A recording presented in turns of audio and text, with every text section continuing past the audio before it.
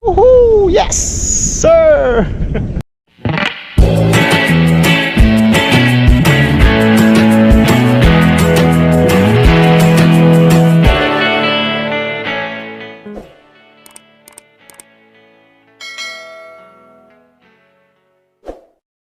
morning mga kawadi. Panibagong araw na naman tayo, panibagong vlog at panibagong blessing. Bale, bigising po sa blessing. Kamusta kayo lahat? Mga minamahal kong mga kabady. Tayo po ay baka hanggang bukas na lang tayo ng tanghali mag-proning mga kabady. Tapos na. Nasa 140 to 150 puno na lang itong binabanatan natin. So ngayon may nagtatanong pala kung advisable daw bang mag-proning kahit tag-ulan. So sa mga ano kasi hindi nila ina-advise na mag-proning pag tag-ulan. Ang magandang timing kasi pag nagpo-proning yung tag-araw sana mga kabady. Ang kaso pagka tag-araw maraming bunga yung kalamansi natin. Kagaya nung nakaraan, di ba, nagpabunga tayo. So nakakapanghinayang naman kung yung pinabunga natin puputulan natin, di ba? Tsaka hindi pwedeng mag-proning pagka magpapabunga ka na. Kaya para sa akin ngayon yung best timing para mag-proning. Hindi ko naman din mairekomenda sa inyo na mag-proning ng tag-ulan dahil ngayon ko pa lang din susubukan mga kabady mag-proning ng tag-ulan. Pero yung nauna nating pinroning, yung top proning mga kabady sa kabila, ang pinuputulan lang namin yung taas lang. Ito lang, top proning lang mga kabady. Pero yung nauna nating na proning, napakita ko naman yung resulta sa inyo. Para sa akin is maganda naman. Ang inaano mo lang kasi pagka ganito, dahil tagulan, maaari siyang pasukan ng mga punggus mga kabady kasi magkakaroon ng daan. Gawa ng napatakan, pag napapatakan ng ulan, diba yung pinaka steam niya mga kabady na naputol, maaring pagmulan ng kung ano-anong sakit mga kabady. Yun nga, gaya nga ng punggus. Kaya ito, pag nangyari ito mga kabady, mag-i-spray na kami. At mag-i-spray din tayo ng pang fungicide mga kabady.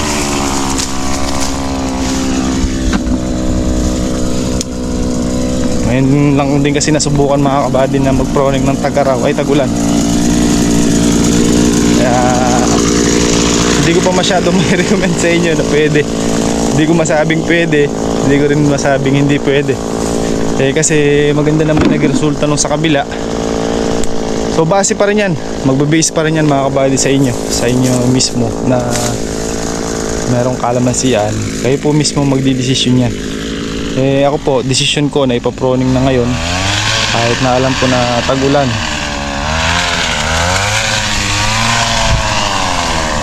Pero gaya nga po ng sabi, kanya-kanya ng ano yan, kanya-kanya ng diskarte.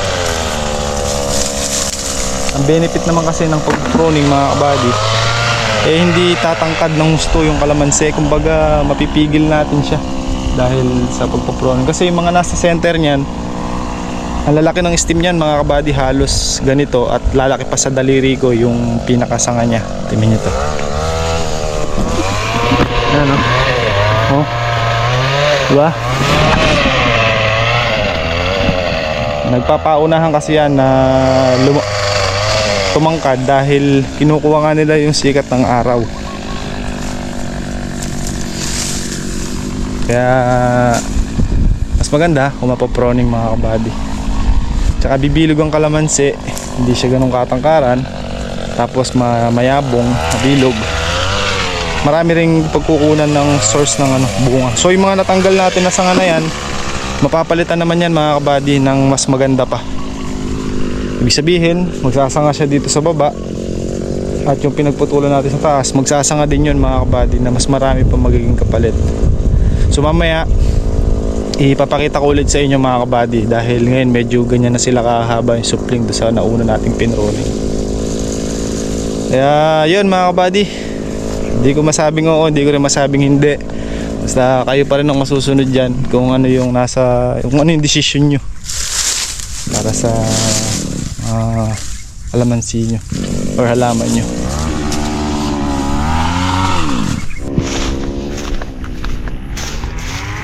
Dito tayo sa kabila mga buddy, papakita ko sa inyo yung mga first batch nating pinroni.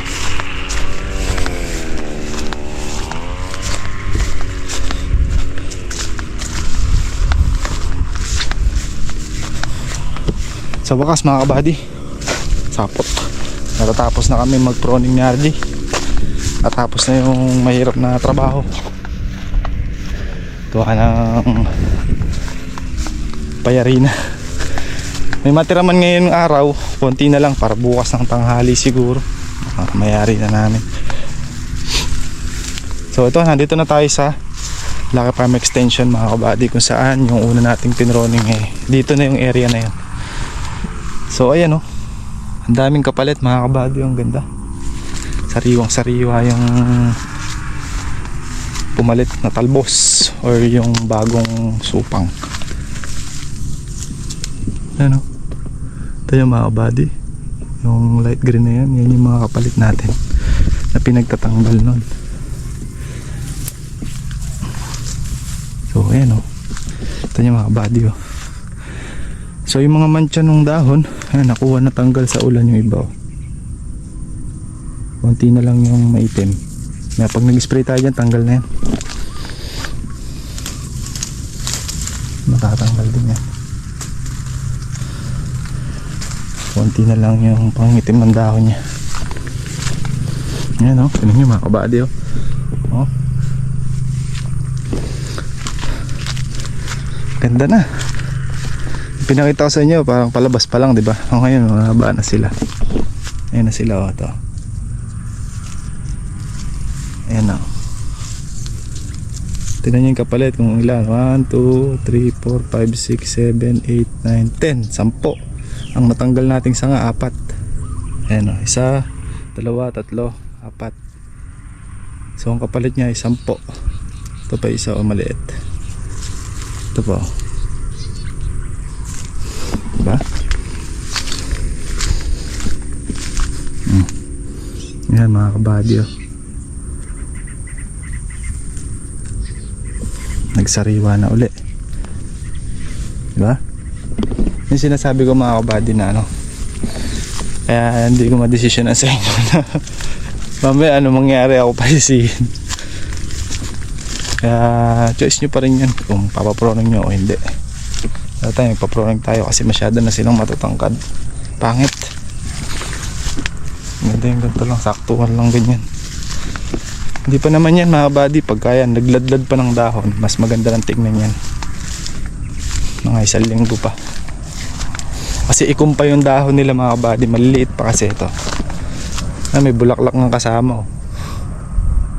Ikumpa yung dahon, maliliit pa, pagka yan naglapad na yung talagang nakuha niya na yung lapad niya ng dahon, yun, doon magandang tingnan to mga kabady.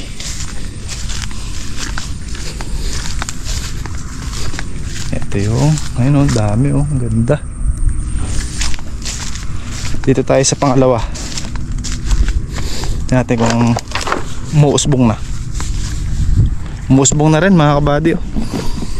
Doon yung mga maliliit na to. Ayan o, yung mga maliliit na yan, ayan o. Ito nyo, diba? Ito mga to. Ayan na, nag-uumpisa na ulit mga kabady itong pangalawang area kung saan tayo nag-proning. Ito yung huli dito sa Lucky Farm Extension mga kabady. Yun, hanggang doon yung huli, sa dulo. Ayan naman yung una, mula dito, pupunta doon. Yan, nung matapos namin yan, nalipat na kami dito, pupunta doon. So ito na yung huli. Ayan na, naglalabas na ulit ng panibagong usbong. Ito yung mga pinagputulan natin. So may mga kapalit na siya. Sapot, gagamba. So okay naman. Para sa akin mga kabady, pwede ko na siguro sabihin, pwede rin mag-proning kahit tagulan. Bahala na sino magalit. Ito pwede kasi ito sa atin tagulan, nag-proning ako Ayan, maganda naman ang resulta. Nag-uusbong na sila. Okay naman. Nga lang, kailangan nating isprehan ng ano to, pang fungicide mga kabady. Sasabay ko na lang yun pag nag-spray tayo dito para makaiwas din.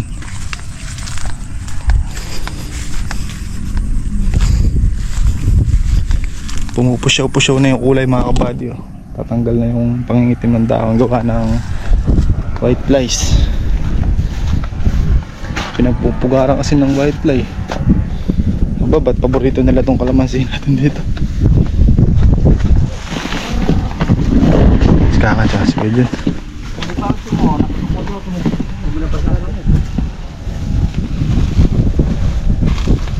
Dito pinaya. Pinaya mo lang kilig eh. Masakit nga. Ay, masakit nga. Nakapagami nga. Hindi na ako hihinga. Kunti na lang mga buddy, nag-graduate na kami. Makakaalpas na rin sa sakit ng katawan. Hindi biro ang pagpaproing mga kabady, lalo pagka ganitong kalalaki na, tsaka ganito na rin kakapal. Salamat na lang at matyaga rin itong kasama natin si RJ.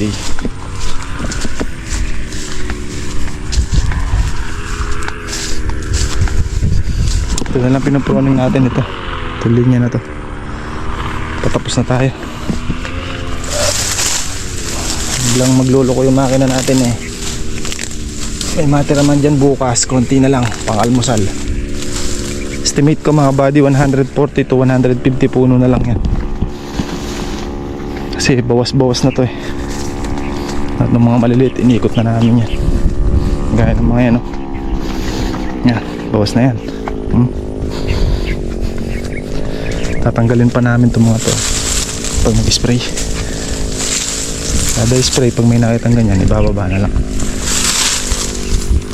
Mga natuyo, mga naiwan.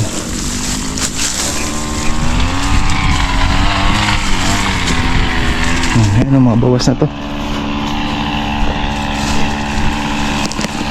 So sabi ni RJ, pipilitin doon namin mayari ngayon, pero sa estimate ko hindi kaya. Hanggang bukas pa ng almusal yan. Plano ko rin maagang umahon ngayon, siguro mga alas 4 ahon na tayo. Pupunta tayo doon sa kabilang farm mga buddy at bibisitahin naman natin yung mga bagong tanim na kalamansi doon. Although pinapatingnan ko naman kay Kuya Andoy, ay syempre iba pa rin yung tayo mapasyal na mismo doon para makita natin sitwasyon. Tapos baka next week mga buddy patabaan na natin yan, unang beses or unang apply natin ng abono para doon sa bagong tanim natin ng kalamansi doon.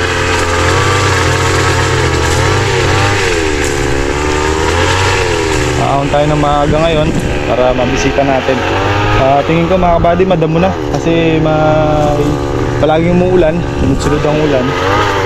So expect naman natin mga kabady na pagka ganyan tag-ulan napakabilis ng damo, napakabilis kumapal ng damo at lumaki. Buti pa yung damo kahit di naalagaan, maganda no. Sana all. Mamaya bibisitahin natin mga buddy at nang makita natin yung sitwasyon doon sa kabila. Alas 4 agak na tayo mahon para meron tayo isang oras para mag-ikot-ikot doon. Tingnan natin yung sitwasyon. Next week magpapataba na tayo doon. Tama yun, tapos yung trabaho natin dito. Tapos na mabigat na trabaho, spray na lang. Bumbahin natin to at least 2 beses, 2 times mga kabady. Yung pagtanggal ng mancha ng dahon, gamit tayo ng dishwashing, tsaka kaya dishwashing mga kabady kasi yung itim na yan malagkit.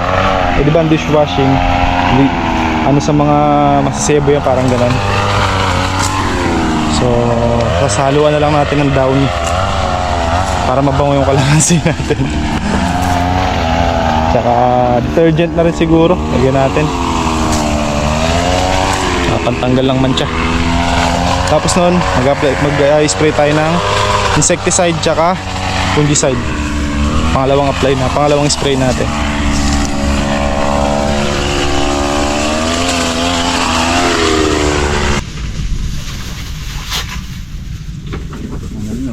Walang target yan. Ang paloob lahat. May pakasabog pa sa loob niya. Tapos butas ka pang nalalaman ha.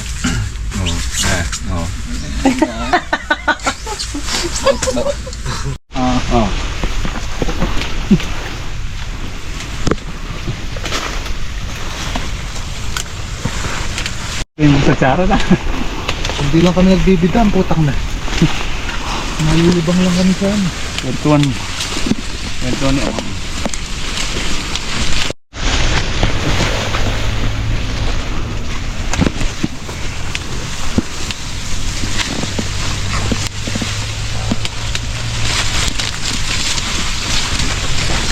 Malapit yung lagusan. Pagkikita mo si Kuya si Agorn. Yan ay lagusan.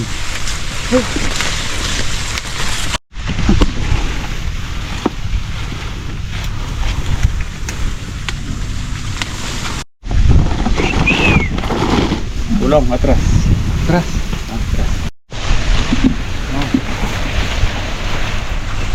Pumasok mo tayo sa lago sa Rondon. Huwag lalabas. Magana ka lang. Ito nyo, para ka lang naglilibot sa okra. Mas matuyo. Pati ka sa tunay tubig.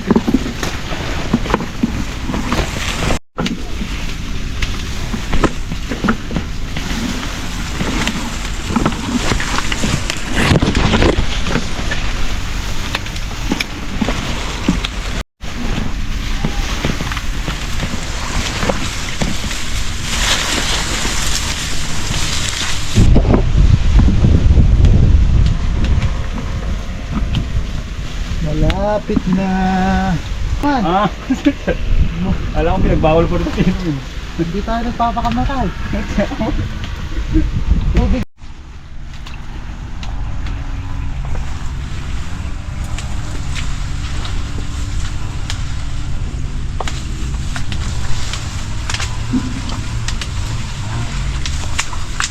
Hindi pa nga pala tayo malapit din. Hindi pa nga eh. Palang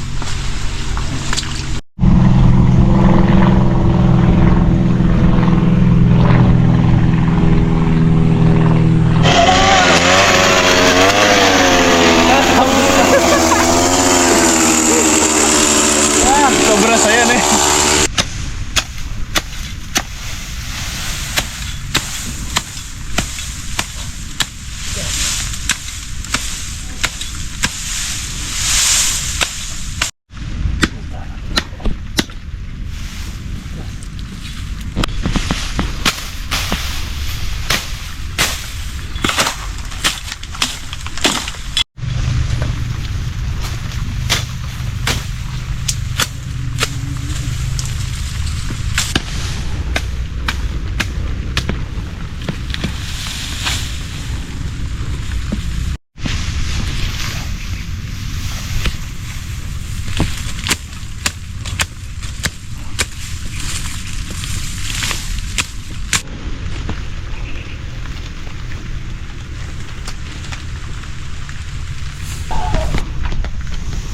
Tinola tapa, tinola.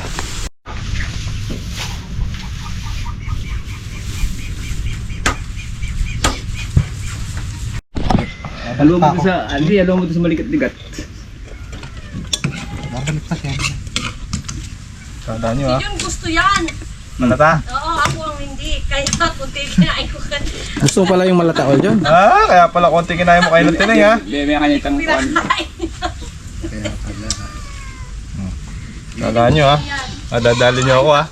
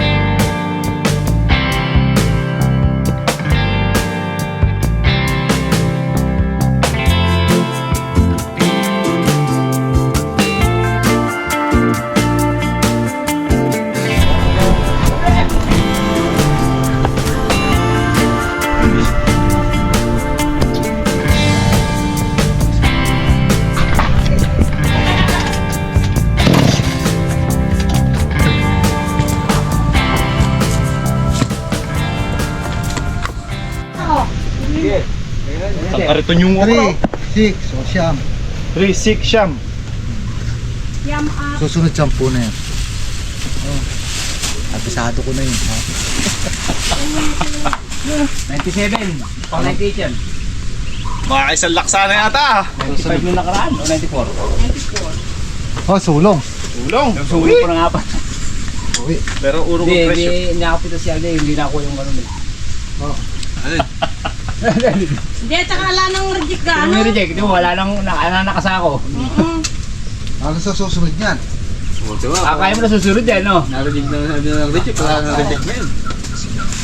Eh, RJ, bituhin mo daw kay tatay mo. Tatay eh. Tatay mo daw.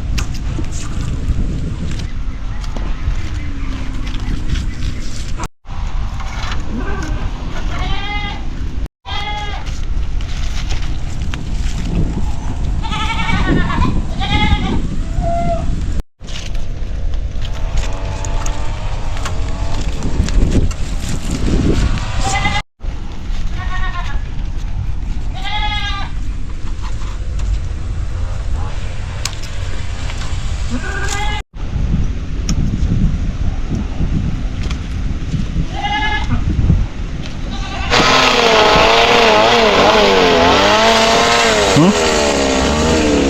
33? Na lang? Tira tayo ng 15 o 20. Marami siya.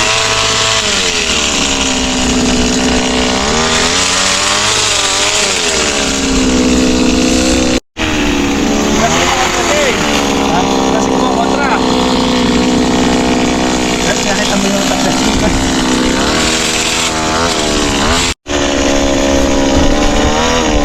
Yes. Mabilis sumakit, Gio. Renta na lang eh. Ano?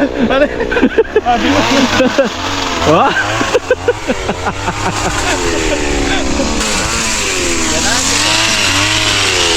Ako tanaw daw kasi. Ere.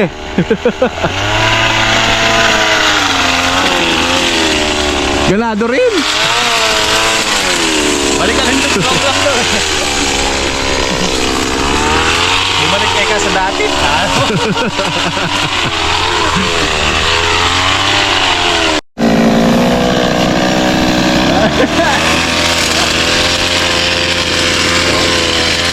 Semangat.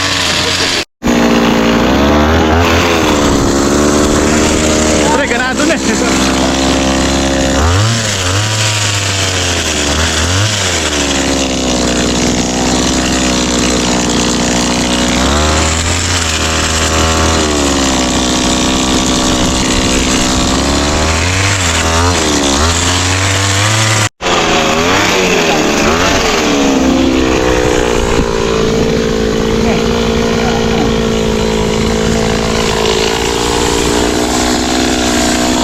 Ganado na, mayayari yun eh. Pero kaya hindi kumikibo na bit. Ay, init eh.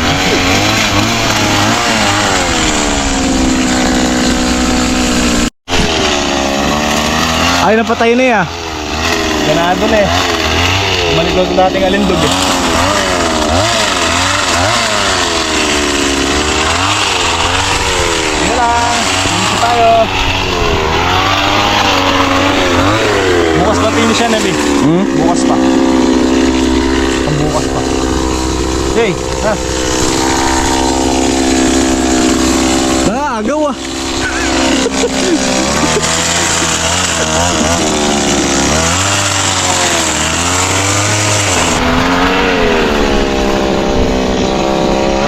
Lanjay. 27. Wala na. Wala na tayong trabaho yun.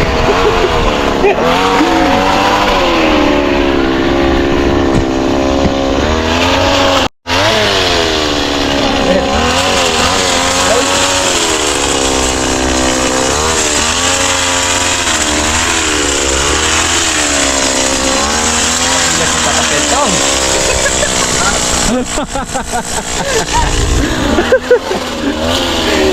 Hello, Jay.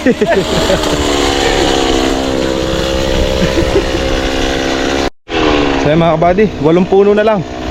Hindi na tayo makakapunta sa kabila. Bukas na lang tayo pupunta doon. Pinilit na namin yung ni RJ para wala na tayong babalikan bukas na pruning. Nang mapahinga naman. 8 na lang, mga kabady. Oh? Hey! 7 na lang, 7! Ay, pang 8 yung pinuputol niya na yan. Tapos na, sa wakas. Woo! Thank you, Lord. Bukas na lang tayo nakapupunta doon kabila. Buddy, 6 na puno na lang. Umulan pa. Pero mayayari ngayon yan.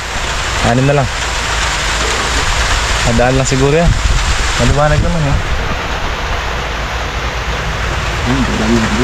Daan lang yan. Pagkatila yan. Kaya na natin 6 na. Mayayari din tayo na Jay. Parang mga iba naman bukas. Masakit na sa katawan ka mo. Araw-araw ganyan. Asuya na. Suya. Parang pagkain na pag araw-araw mo. Oo. Nakaumay na. Buddy, ating tunghayan. Last 2. Last 3. Lalong ginaganahan. Okay, final touch. Bukasan to na, Jay. Last touch. Last touch. Huling putol. Graduate. Pwede na mag-gin tubo. Galit. Yes, tapos na. Thank you. Kita muna natin syempre. Please, yari na kami.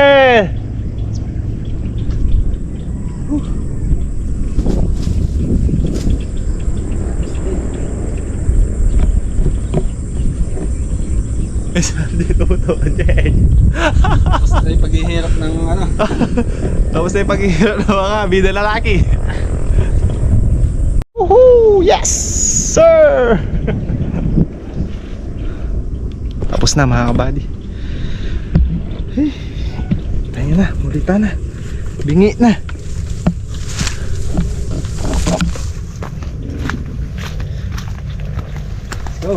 Let's go. Napalaban.